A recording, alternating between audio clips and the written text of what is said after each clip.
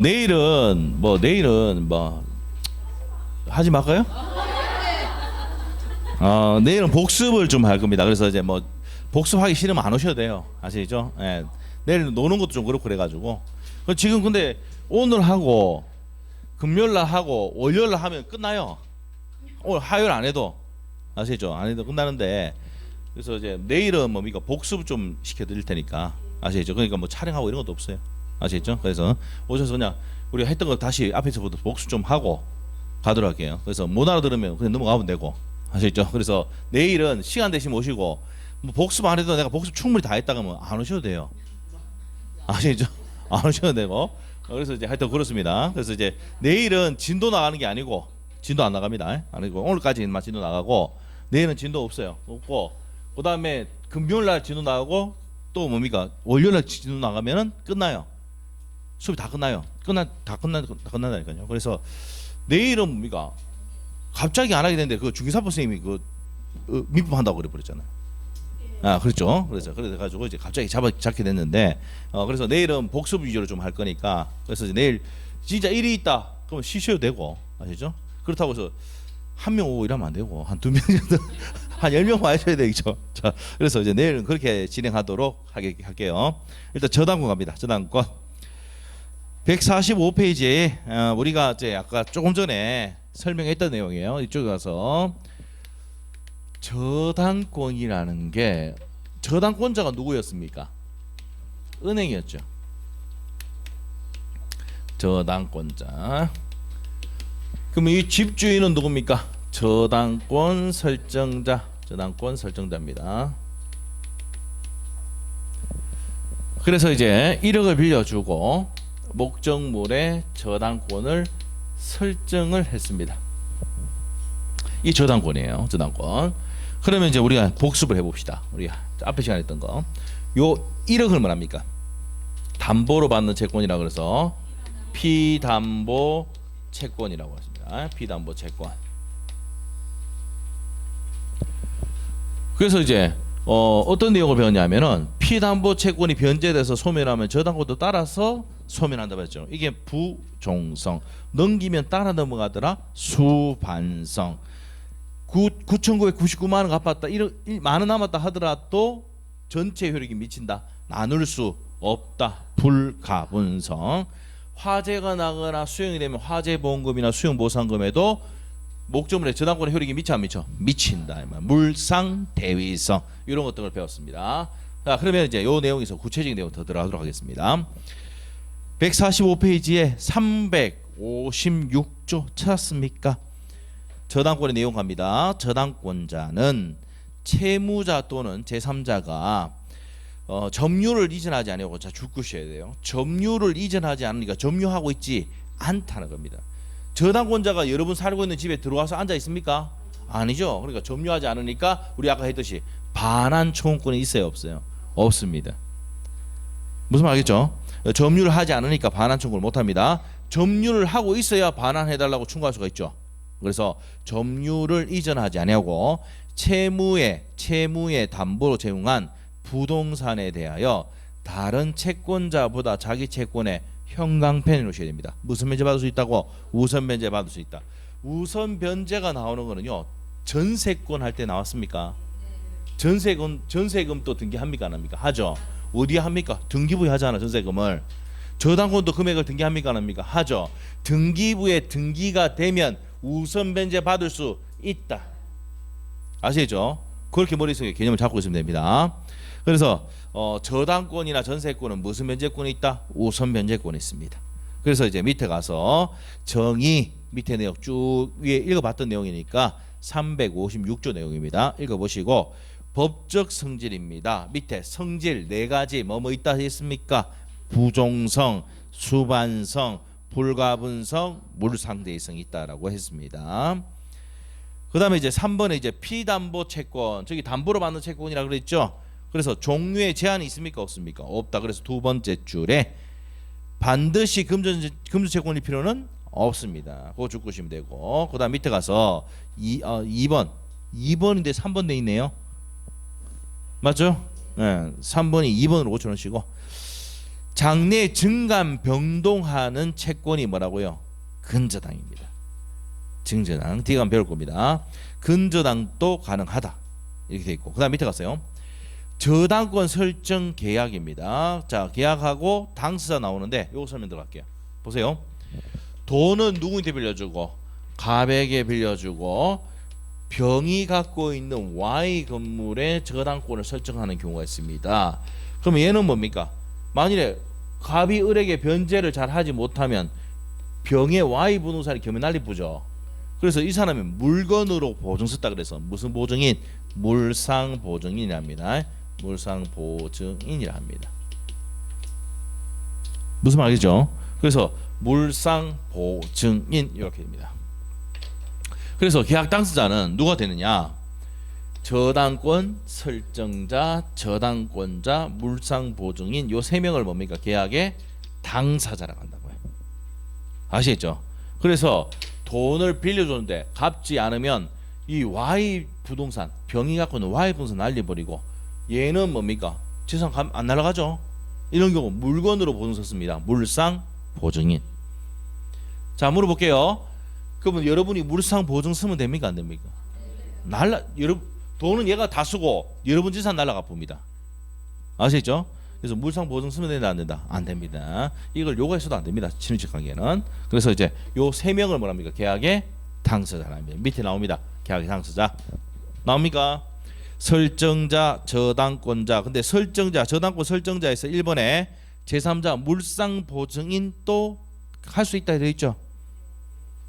145페이지에 양갈로 1번 저당권 설정자 물상보증이 또 된다는 겁니다.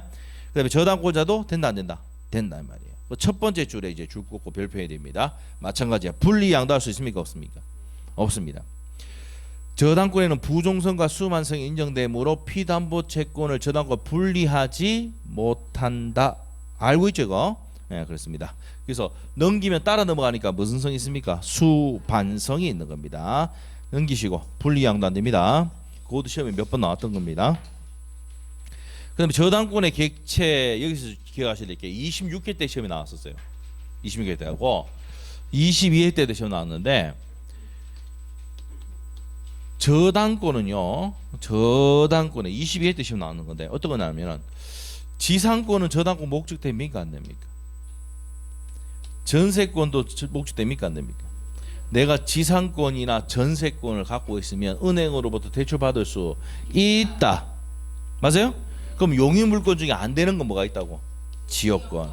지역권은 저당권의 목적이 됩니까 안 됩니까? 안 된다. 자, 이게 시험에 22회 때 26회 때 나왔던 지문입니다. 반드시 해야 됩니다. 그래서 저당권은 용의물권 중에서 뭐는 되는데 지상권과 전세권에 저당권 설정할 수 있어도 지역권에는 설정할 수가 없습니다. 요 내용을 반드시 기억해야 돼요. 자, 그렇게 정리하시면 됩니다. 그래서 이제 첫 번째 줄 보시면 지상권과 첫 번째 줄 끝에 부동산 물권 중 지상권과 전세권이 있다 돼 있어요. 그 두 가지는 되지만 뭐는 안 된다고 적어놔야 됩니까? 지역권은 X 해놓으시고 그렇게 정리를 했습니다. 그래서 이제 거기까지 정리를 했고 이제 저당권의 효력으로 합니다. 자, 저당권의 효력 칠판 봅시다. 효력이요. 효력이면 이거죠. 니 뭐 할 수 있는데 아닙니까? 자, 그러면 첫 번째 제일 먼저 배울 게 피담보 채권입니다. 이 피담보 채권은요 작년에 29회 때 시험에 나왔었어요. 피담보 채권, 담보로 받는 채권, 피담보 채권. 그래서 이제 1억을 뭐랍니까? 원본. 그다음에 연이자 5%, 이자 5%이고, 그다음에 위약금, 그다음에 손해배상금, 그다음에 실행비용.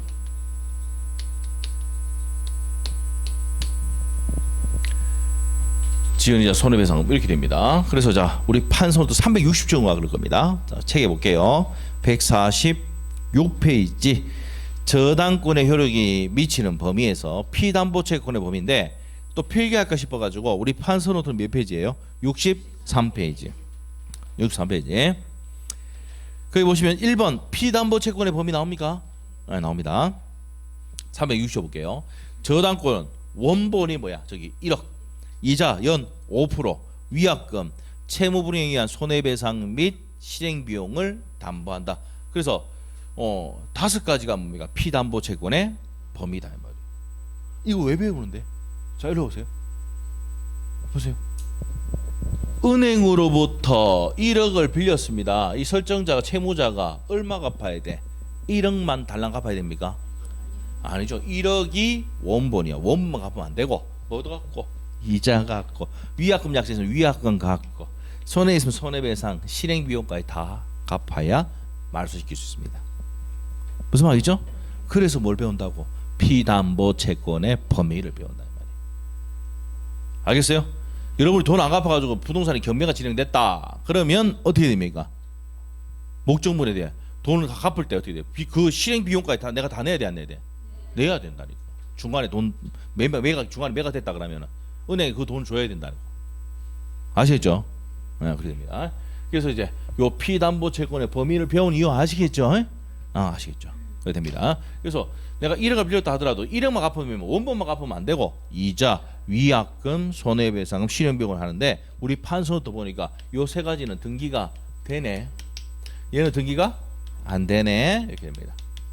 오케이? 그래서 원본, 이자, 위약금 등기할 수 있는 권리입니다. 됐습니까? 네, 이렇게 정해집니다. 자, 그리고 이제 다시 법조문 갑니다. 360조 다시 한번 읽어볼게요. 저당권은 현관펜, 원본, 이자 현관펜, 위약금, 채무불이행에 의한 손해배상 및 뭡니까? 실행비용 현관펜이시고. 그래서 저 5가지 적어놨죠? 해놨습니다. 그러나 지연배상에 대해서는 원본의 이행기를 경과 후 몇 년분 안에서 1년분 안에서 저당권 행사할 수가 있다. 그래서 몇 년분? 1년분입니다. 그 다음에 양갈로 2번 목적물의 범위 별표를 3개 놓습니다. 왜 별표 3개 하느냐? 정말 시험이 잘 됩니다. 매년 나온다 이 말이에요. 아시겠죠?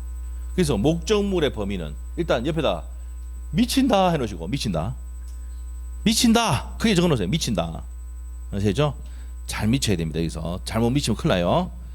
무슨 말인지 이해 못하시고 있어요. 지금 목적물의 범위 들어갑니다. 목적물의 범위 잘 미쳐야 됩니다. 목적물의 범위 어떤 거냐? 항상 제가 그릴 때 이제 뭡니까? 주유소를 그려요. 주유소를 그립니다. 주유소를 그립니다. 그래서 이해가 되면 됩니다. SK를 합시다.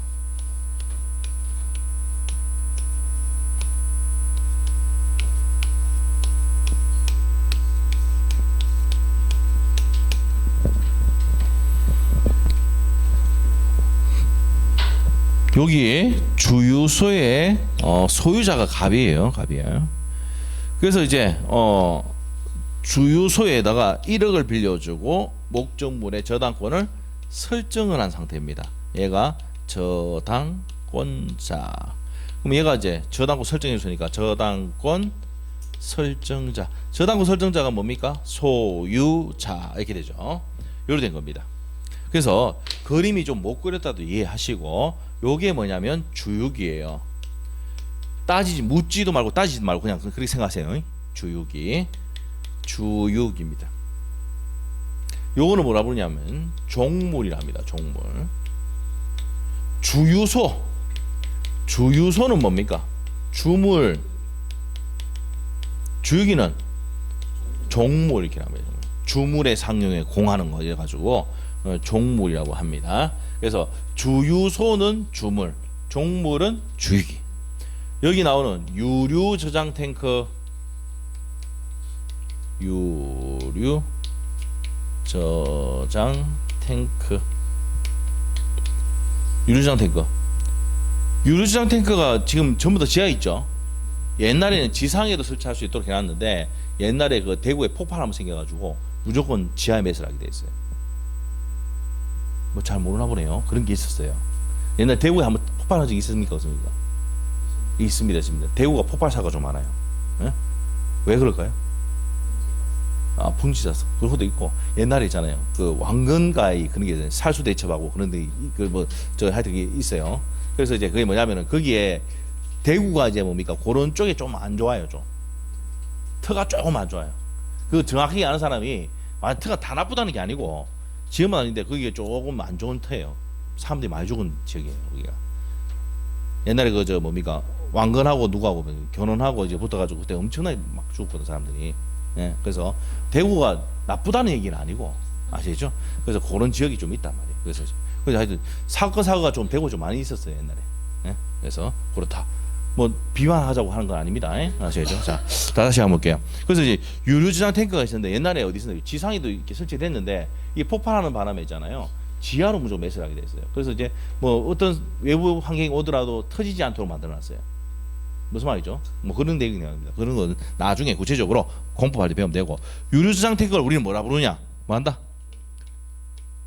부합물. 이 판례입니다. 판례 지금 부합물이에요. 부합물. 유류지상 탱크는 무슨 물이다? 부합물이고요. 주유기는 뭐라고? 종물. 지금 하고 있는 게 전부 다 판례 내용이에요. 주유소는 뭐라고요? 주된 물건. 아시죠? 이렇게 정의를 해놨고요. 여기에 2층에 월세를 주고 있습니다. 월세를 주고 있습니다. 300만 원. 여기 뭡니까 뭐 업체 렌트카 업체라든지 이렇게 뭐 할 수도 있고 뭐 뭡니까 그 뭐 예를 들면은 운수업체 그런 맞죠? 운수업체 이런데 뭐 빌려줍니까 안 빌립니까? 임차하잖아요. 이런 경우가 많습니다. 그래서 월 300만 들어져요. 이건 뭡니까? 과실. 됐습니까? 여기서 이제 우리가 이 목적물의 범위에 대해서 이제 정리가 들어갈 건데 아주 중요한 내용입니다. 이 저당권자가 돈을 빌려줬는데 얘가 설정자가 변제를 잘 하지 못하면 이제 여기서부터 이제 시험 문제가 들어가는 거예요. 그러면 주유소 날립니까 안 날립니까? 날리죠. 병인태 경락이는 날립니다. 그럼 한번 물어볼게요. 이 주유기 넘어갑니까 안 넘어갑니까? 넘어가죠. 그래서 저당권의 효력은 어디에 미친다? 종물에 미치고 유류주장 탱크도 같이 넘어갑니까 안 넘어갑니까? 넘어가더라. 부합물에 미친다. 그래서 법조문에 부합물과 종물에 미친다라고 되어 있어.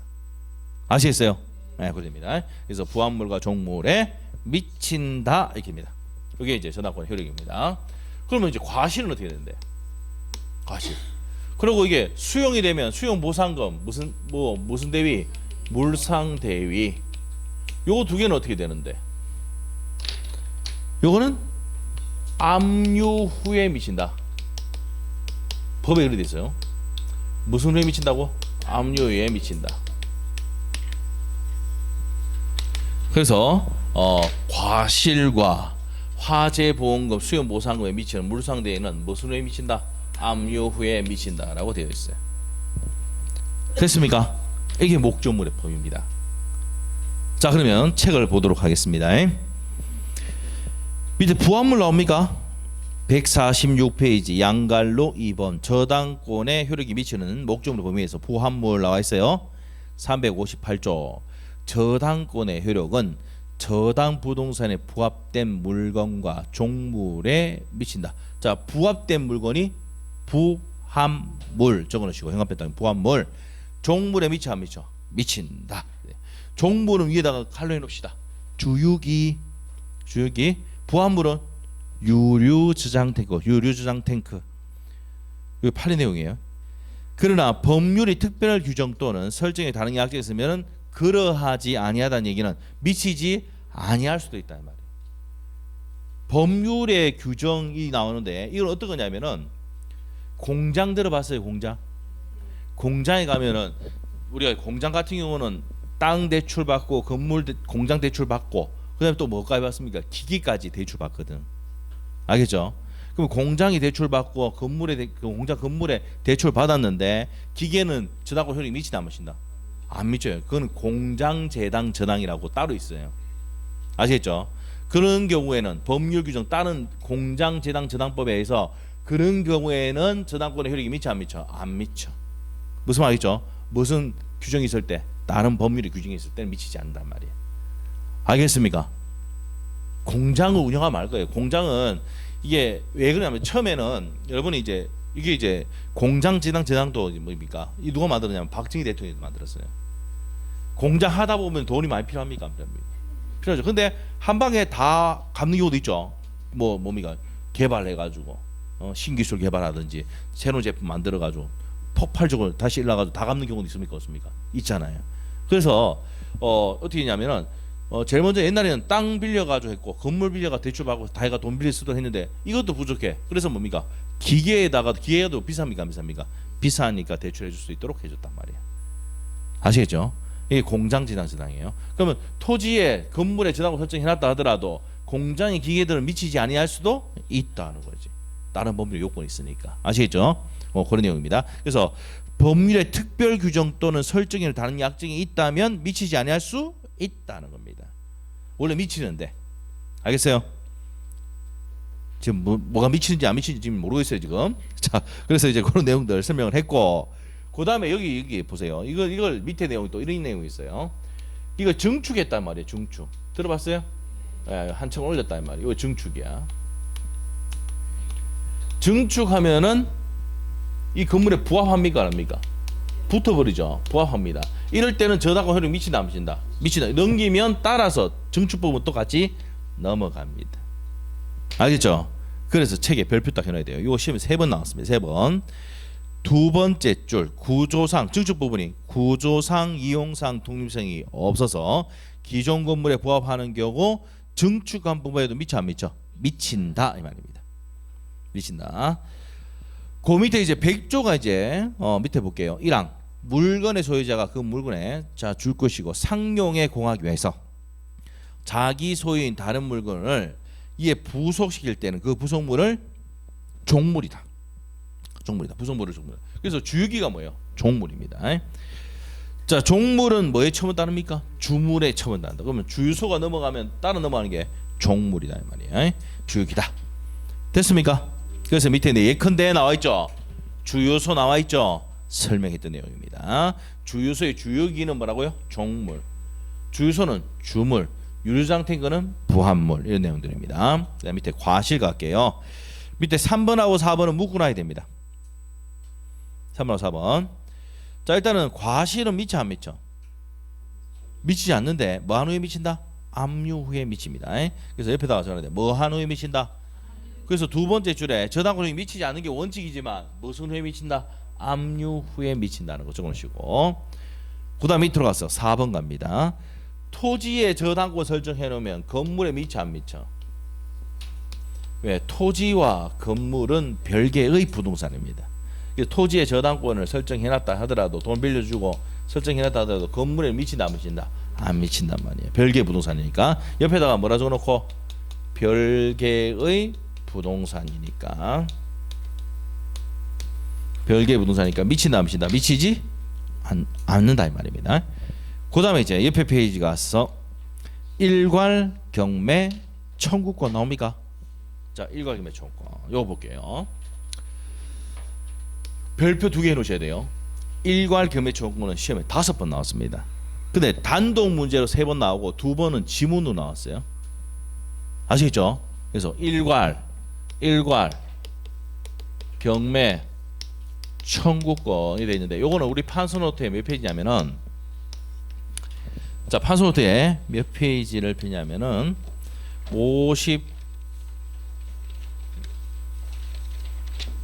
57페이지입니다. 맞아요. 57페이지. 일괄 경매 청구 나옵니까? 자, 여기서 이제 구체적인 내용은 356조인데, 자, 이거 뭐 구체적인 내용은 뭐 일단은 뭡니까? 이 내용이 어떤 내용인지를 아시면 됩니다. 일괄 경매 청구권 365조. 자, 어떤 내용인가 설명합니다.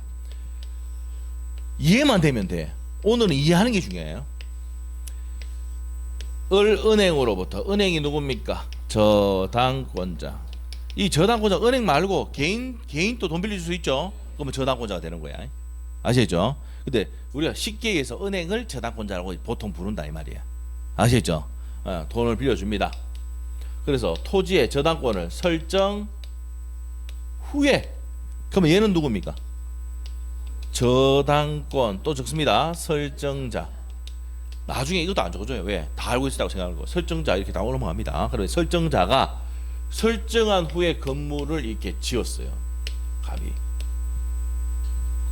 그러면 아까 조금 전에 뭐랬냐면 토지의 저당권 설정하면 건물에 미치 안 미쳐?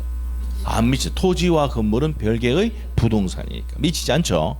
그래서 토지의 저당권 설정해놨는데 얘가 변제를 잘하면 되는데 문제가 생기는 게 뭐야? 변제를 못했을 때 이 저당권자는 토지뿐만 아니라 건물까지도 일괄해서 겸해 넣을 수 있다 없다? 있다. 이게 일괄 겸해 청구권이야. 설명했는데 어떤 데 이런 게 있냐? 자, 내가 땅을 샀는데 어장에 땅을 샀어요. 살았는데 집 땅값이 확 올라버렸어. 상가야. 상가 지역이야. 그러면 내 건물 지어야 될 거 아니야. 상가 건물. 그럼 어디 잡혀가? 토지 잡아가 대출 받아가 건물 올립니까 안 올립니까? 올리잖아. 에? 올리다가 건물 짓다 올리다가 망하는 경우 있습니까 없습니까? 이때 적용되는 거야. 일괄 겸해 청구권. 알겠어요? 토지에 대출 받아서 저당권 설정이나 건물 짓다가 못 갚아가 어떻게 되고요? 이렇게 넘어갔을 때 이제 이 저당권자는 토지뿐만 아니라 뭐까지 건물까지 같이 넣을 수 있다는 거예요. 이게 뭐라고? 일괄 겸해 청구. 이게 왜 만들어놨는데? 왜 만들어놨을까? 필요하니까 정확한 얘기죠. 필요하니까 맞는 얘기인데 이 보세요. 이게 지은 지 얼마 안 됐잖아.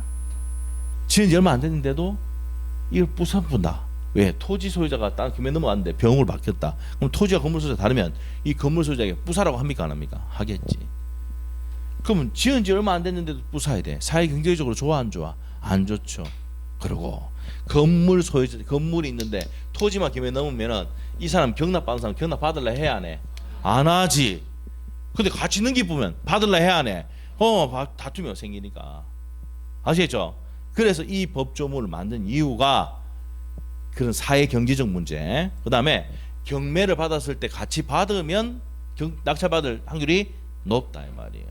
근데 토지만 받아보면 또 사와야 된다니까. 아시겠죠? 그래서 뭡니까? 이 법을 만들게 된 겁니다. 아시겠죠? 그래서 법 만들 때마다 취지가 다 있어요. 취지가 다 있어. 만들게 된 이유 아시겠죠? 그래 됩니다. 그래서 일괄겸해 청구권인데 자 여기서 이제 시험 문제 나옵니다. 어디에 저당권 설정해놨습니까? 땅에만. 건물 했어 안 했어? 한번 물어볼게요. 그럼 건물에 우수면제 받을 수 있다 없다? 없다. 이게 시험 문제야. 시험 어떻게 나옵니까? 건물에도 우선면제 받을 수 있다. X야. 건물 받을 수 있어 없어? 없답니다. 아시겠죠? 어디에만 저당권 설정해놨으니까? 토지. 근데 같이 넣을 수는 있어도 건물에 대해서 우선면제 받을 수는 없다. 법에 그렇게 돼 있어요. 그 시험 문제입니까? 건물에도 우선면제 받을 수 있다 나오거든. X야. 알겠습니까? 갑시다. 가면 365조입니다. 365조. 저당지상의 건물에 대한 경매청구권, 토지를 목적으로 하는 저당권을 설정하는 줄 끊어놓고 어디에 설정해놨습니까? 토지만 저당권 설정해놨네. 후 그 설정자가 갑이 그 토지의 건물을 축조한 때에는 저당권자는 자 현관표에 딱 해놓고 저당권자는 토지와 함께 건물에 대해서 경매를 청구할 수 있다. 이게 뭐라고? 일괄 경매 청구권이다 이 말이야. 그러나 건물의 경매 대가에 대해서 우선을 받을 수가 없다. 왜? 건물에는 저당권 설정이 안 돼 있으니까. 이해됐습니까? 됐습니다. 그래서 이제 일괄 경매 청구권에 대해서 설명을 드렸습니다. 됐습니까? 이게 365조 내용입니다. 그래서 여기 나중에 뭐 갑하고 을하고 다를 때 뭐 용의권자 받았을 때 또 넘겼을 때 어떻게 되느냐, 일괄경매 되느냐 안 되느냐 이런 내용들이 나오는데 이 내용은 1월달 가서 해야 돼. 여기 책이 없거든. 아시죠? 그 판례 내용이니까. 일단은 일괄경매 청구권은 저당권 설정한 후에 건물을 지었는데 토지와 건물 소유자가 뭐지? 같아야 일괄경매가 된다는 거. 알겠습니까? 끝이에요. 자, 그래서 일괄경매 청구를 하더라도 건물에 대해서는 우선면제 받을 수 있다 없다? 없다. 이해가 되면 외워지는 거예요. 끝났습니다. 이게 일괄경매 청구권은 단독으로 시험에 3번, 지문으로 2번 나왔습니다. 중요한 내용입니다. 그 다음에 이제 밑에 가서 또 중요한 내용 나옵니다. 제3 취득자의 지위. 요거까지 하고 오늘 마칠 거예요. 제3 취득자의 지위 갑니다. 그럼 제3 취득자의 지위는 어떤 겁니까? 이런 내용입니다. 돈을 빌려주고 이 사람 은행 무슨 권자입니까? 저당권자. 얘가 이제 저당권 설정자. 이 저당권 설정했습니다.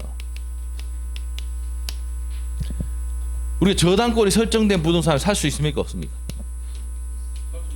있죠. 저당권 설정되어 있는 것도 살 수 있습니다. 그럼 이 사람은 뭐랍니까? 제3 취득자, 제3 취득자라고 합니다. 그래서 저당권이 설정된 부동산을 소유자, 양수받은 사람, 그 다음에 지상권자, 그 다음에 전세권자. 자, 이런 사람들을 뭐랍니까? 제3 취득자란다 이 말이에요. 됐어요? 그럽니다. 한번 볼게요. 얘가 변제를 잘하면 되는데 전부 다 또 어떤 문제 생깁니까? 여기서입니다. 변제 잘하면 되는데 변제 잘못하니까 지금 이런 문제 다 생기잖아. 에? 이렇게 변제하지 못했을 때 저당권자가 뭐 할 수 있냐가 뭐라고요? 지금 효력이에요, 효력. 그래서 변제를 잘하면 되는데 변제를 하지 못했다 이 말입니다. 그러면 이 저당권자는 어떻게 됩니까? 요 제3 취득자는 어떻게 되냐 이 문제예요. 그러면 이 제3 취득자는 불쌍해 안 불쌍해? 못 갚으면 이 김에 난리 보면 이 사람들 쫓겨나야 돼. 맞죠? 그래서 이 사람들을 보호하기 위해서 제3 취득자의 지위 이래 가지고 이 사람을 보호하기 위한 규정을 법조문을 해놨단 말이에요. 무슨 말 알겠어요? 그래서 이제 만든 게 첫 번째 경매인이 될 수 있다.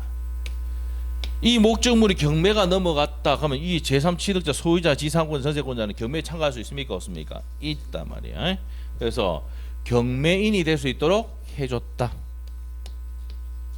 오케이? 뭐가 될 수 있도록 해줬다고? 경매인이 될 수 있도록 해줬다 이 말이야. 그래서 경매인이 될 수 있도록 해줬다. 자, 그다음에 이제 우리가 이제 두 번째 경매에 될 수 있고 그러면 이렇게 합니다. 변제를 하고 이 말입니다.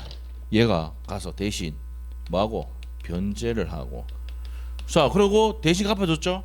그러면 얘 이때 가서 무슨 권 행사할 수 있습니까? 구상권 행사할 수 있습니까 없습니까? 있단 말이에요. 변제를 하면은 저당권이 피담보 채권이 변제가 되면 저당권은 뭐합니까? 소멸하죠. 소멸하고 대신 갚아줬잖아. 맞나요? 그래서 갑은 병은 누구인데 채무자 갑에게 구상권을 행사할 수 있습니까 없습니까? 있다 말이에요. 변제해가지고 소멸하고 구상권 행사해서 가져갈 수 있습니다. 자, 구상권 행사할 수 있다. 그 다음에 세 번째. 그리고 내가 목적물에 들어간 비용이 있으면 비용 상환 청구를 할 수 있습니다. 이 비용에는 뭐가 있습니까? 필요비와 유입비가 있습니다.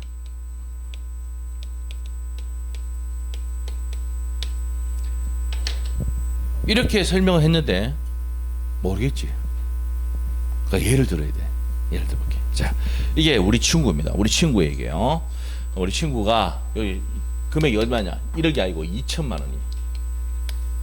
2천만 원.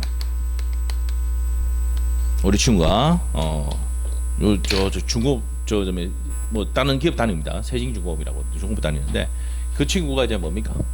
2천만 원이 대출이 되어 있는 아파트에 전세로 들어갔다. 들어갈 수 있습니까? 없습니까? 있죠. 그래서 전세권 등기 딱 했습니다. 전세권 등기. 예? 근데 2천만 원 담보대출 돼 있어 안 돼 있어? 그래도 뭡니까? 전세 뭡니까? 1억 2천인가 돼 있는데 그때 당시에 뭡니까? 뭐 해도 그래도 뭐 한 4천 5천 남아 있었거든. 그러니까 뭐 해준 거야. 무슨 말이죠? 전세한테 해줬어.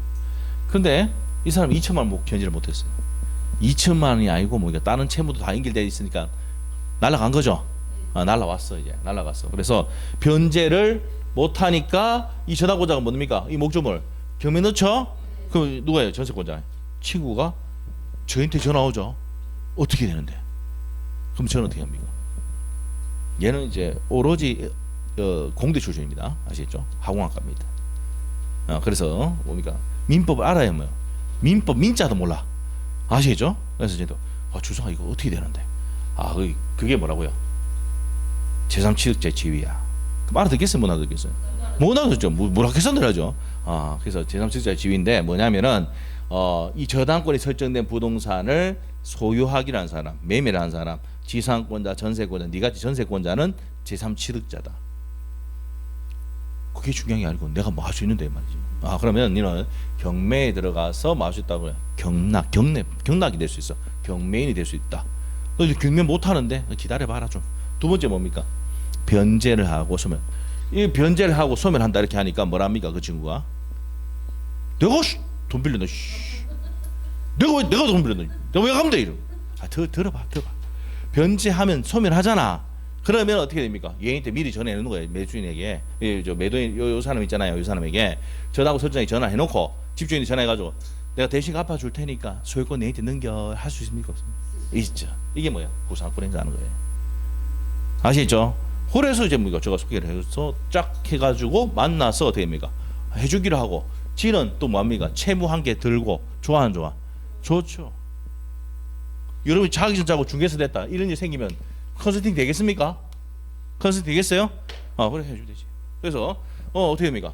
대신 변제를 하고 소멸하고 그래서 이제 얘가 하는 얘기가 뭡니까? 2천만 원 돈이 어디가 임마 이러더라고.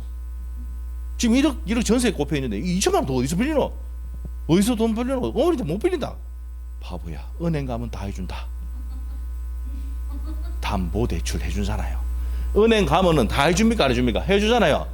2천만 원이 아니고 이게 있습니까? 5천만 원 빌려가서 3천만 원, 4천만 원 그 주식회가 다 날리쁘고 그랬습니다. 아시겠죠?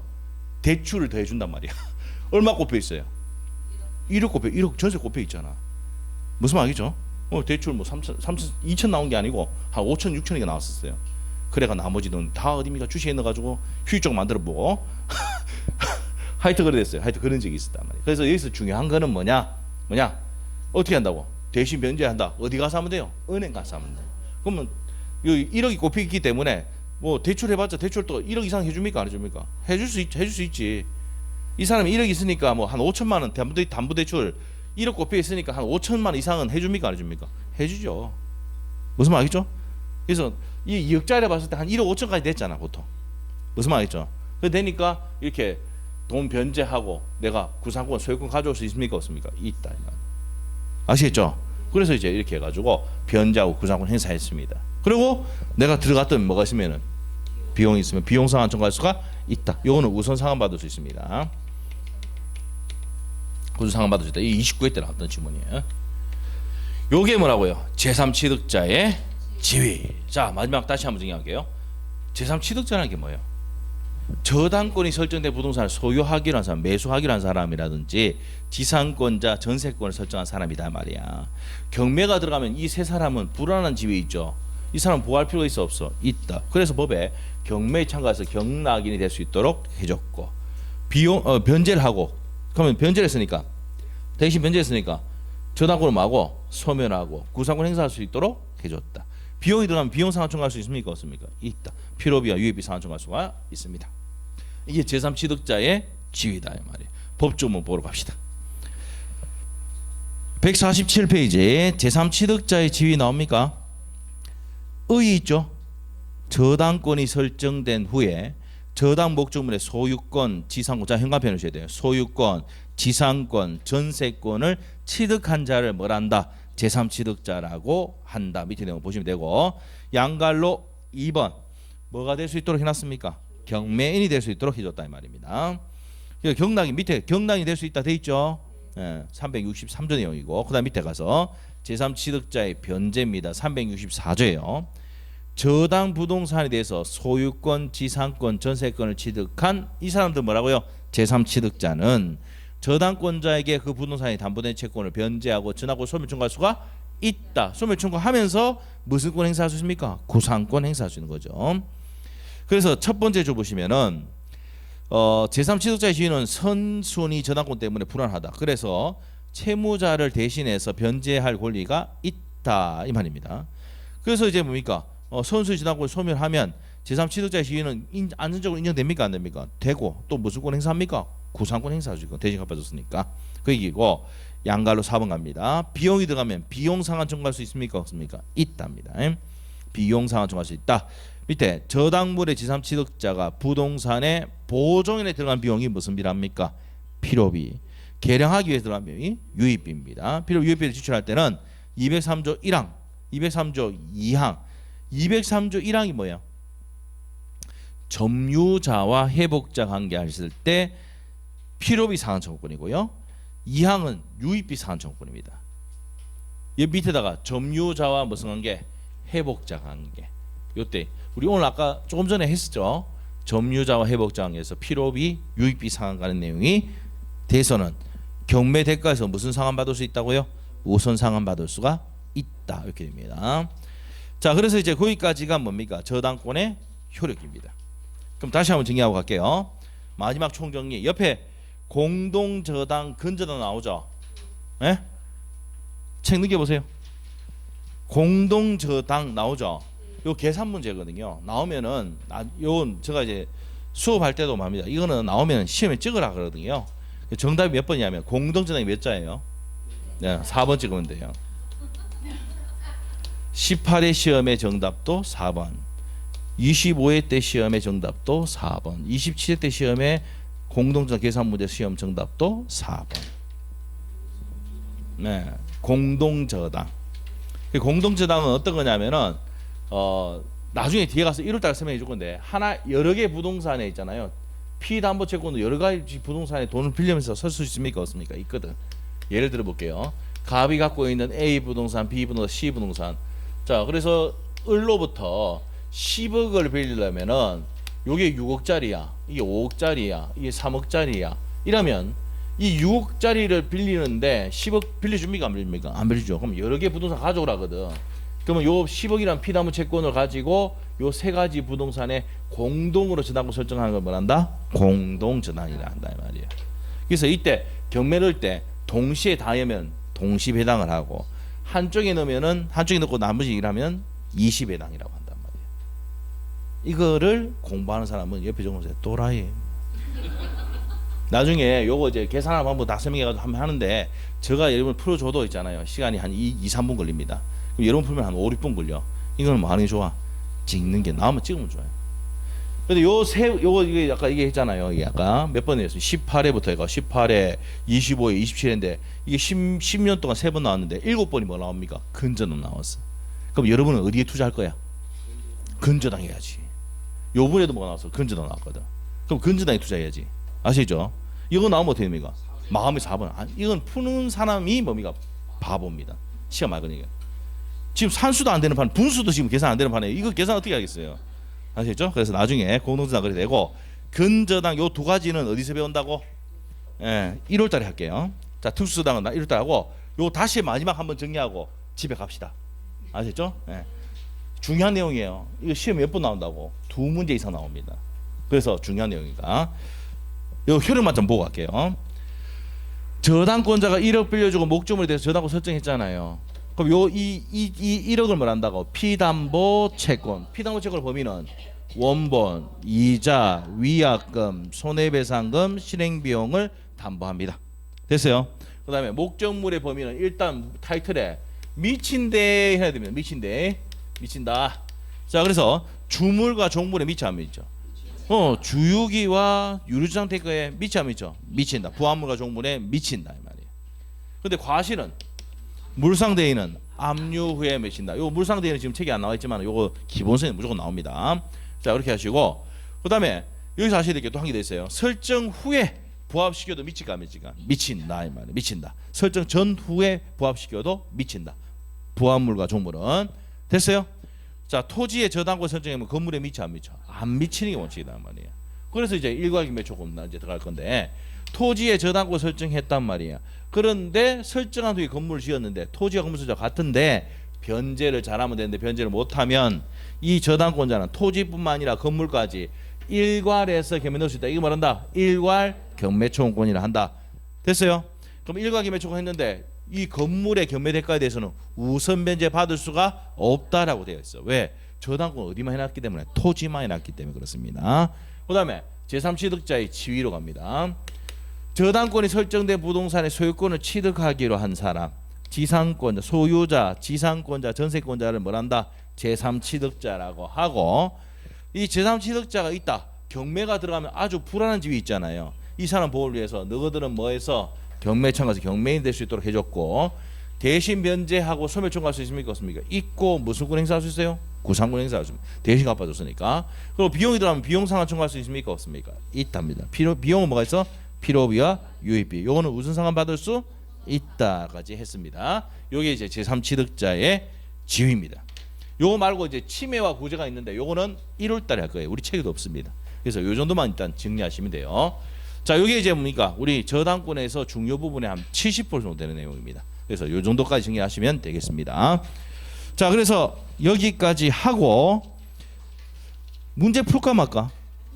안 풀어야 되겠죠. 풀었다가는 예, 칼 맞을 것 같아요. 자, 이미 집은 다 사놨고 맞죠? 예, 필기구까지 다 집어놨습니다. 맞죠? 자, 그래서 오늘은 여기까지 하고 다음 주부터는 다음 주가 아니고 금요일 날 개합으로 들어갑니다. 내일은 뭡니까? 내일은 복습이니까 오셔도 되고 안 오셔도 돼요. 아시겠죠?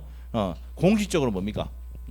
수업은 하는데 안 와도 뭐라 하지는 않겠습니다. 알겠죠? 예, 그래서 그렇게 알고 계시고 오늘 여기까지 하겠습니다. 수고했습니다. 수고했습니다.